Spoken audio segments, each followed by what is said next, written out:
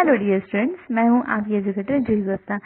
तो मैं आपको बीएड में जो माइक्रो टीचिंग की फाइल बनती है उसमें 5 तरीके के कौशल माइनर लेसन प्लान के अंतर्गत बनाने रहते हैं। ठीक है, तो मैंने आपको प्रस्तावना कौशल और सैंपल कौशल बता दिया। आप मैंने वीडियोस अपलोड किए हैं, आप उसे जाके देख सकते हैं। ठीक है, मेरे चैनल पे।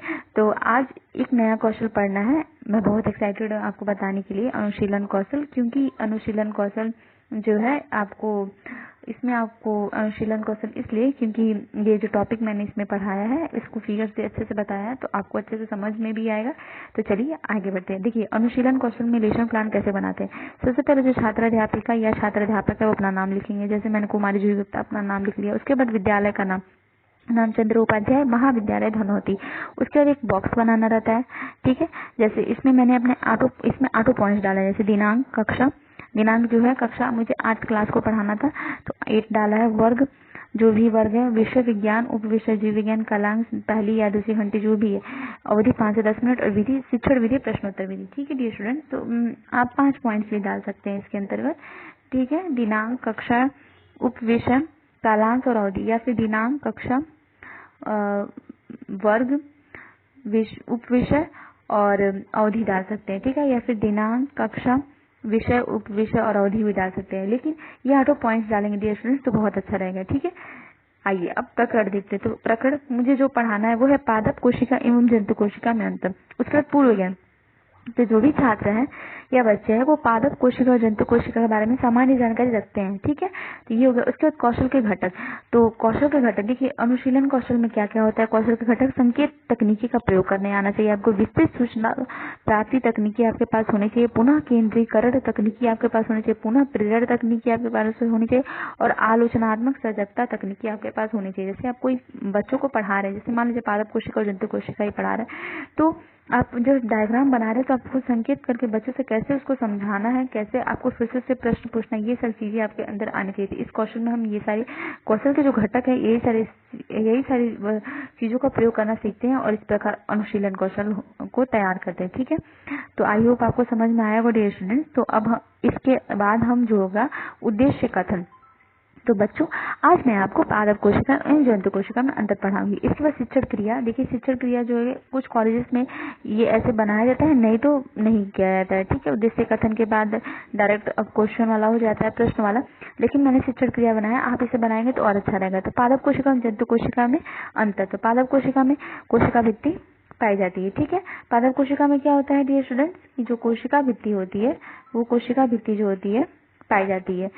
उसके बाद क्या होता है, जंतु कोशिका में कोशिका भित्ति नहीं पाई। देखिए, ये जो होता है कोशिका भित्ति होता है, तो कोशिका भित्ति जो होता है इसमें पाई जाती है और इसमें नहीं पाई जाती। उसके बाद यहाँ पाई जाती है, यहाँ नहीं। हरित लवक पाए जाते हैं, हरित लवक नहीं पाए जाते। इसमें हरित लवक जो होता है वो पाया जाता है और इसमें नहीं पाया जाता है। ठीक है, उसके बाद जंतु कोशिका में नहीं पाए, सेंट्रोसोम अनुपस्थित होता है। इसमें जो होगा पादप कोशिका में सेंट्रोसोम अनुपस्थित होंगे। ठीक है, और सेंट्रोसोम उपस्थित होते हैं। ठीक है, तो पादप कोशिका और जंतु कोशिका दोनों में अगर हम देखते हैं, ठीक है, तो इसमें सेंट्रोसोम पादप कोशिका में अनुपस्थित और जंतु कोशिका में उपस्थित होते हैं। 8 लेवल का है, तो जितना यहाँ पे चीजें होती है जरूरी उतना ही बताते हैं।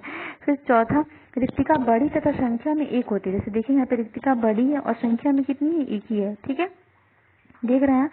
और इसमें रिक्तिकाएं छोटी तथा संख्या में अधिक होती है। यहाँ पे जो रिक्तिकाएं देख रहे हैं छोटे छोटे संख्या में अधिक है। उसके केंद्रक परिधि की ओर हो सकता है। इसमें केंद्रक देखिए जैसे परिधि की ओर है, यहाँ पे देख रहे हैं ना आप, ये हो गया। और इसमें अधिकांश जंतु कोशिकाओं में केंद्रक मध्य में होता है। इसमें क्या होता है, केंद्रक जो होता है अधिकांश आप अधिकतर कोशिकाओं में देखेंगे जंतु कोशिका में केंद्रक मध्य में, जैसे यहाँ। ठीक है, इसके बाद ये पादप कोशिका जंतु कोशिका अच्छे से इसको बारे में लिख लीजिए। फिर कोशिका की संरचना, पादप कोशिका जंतु कोशिका में अंतर। तो ये हो गया आपकी शिक्षण क्रिया डियर स्टूडेंट। तो आई होप आपको मेरी इतनी बातें समझ में आई होंगी। उसके बाद शिक्षण बिंदु। ठीक है, आप इसको स्क्रीनशॉट करके रख सकते हैं और इसी आधार पे आप लेसन प्लान बना लीजिएगा। देखिए, शिक्षण क्रिया में अब हम देखेंगे तो पादप कोशिका में जंतु कोशिका में छात्र अध्यापिका क्रिया है और छात्र क्रिया। तो जीवधारी कितने प्रकार के होते हैं। छात्र अध्यापिका ने प्रश्न पूछा तो जीवधारी 2 प्रकार के हैं, पादप एवं जंतु। दूसरा प्रश्न पूछा कि पादप एवं जंतु के आधार पर कोशिका के कितने प्रकार हैं।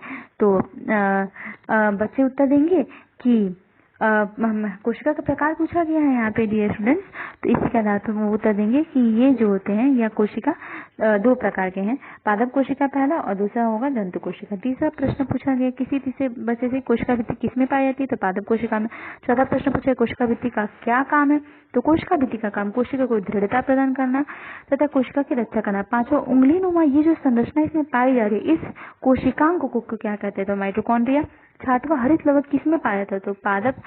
तो इसका अगर उत्तर देना होगा तो पादप कहेंगे, ठीक है, पादप कोशिका में या फिर पादप में पाई जाती है। उसके बाद सातवां पादप कोशिका में जो गोल संरचना परिधि की ओर है वो क्या है, तभी मैंने आपको बताया केंद्र का। आठवां सेंट्रोसोम किसमें अनुपस्थित होता है, तो पादप कोशिका में। ठीक है डियर स्टूडेंट्स, तो आई होप आपको समझ में आया होगा कैसे प्रश्न पूछना है, कैसे प्रश्न पूछेंगे और लास्ट में हम क्या बनाएंगे, निरक्षर सूची बनाएंगे।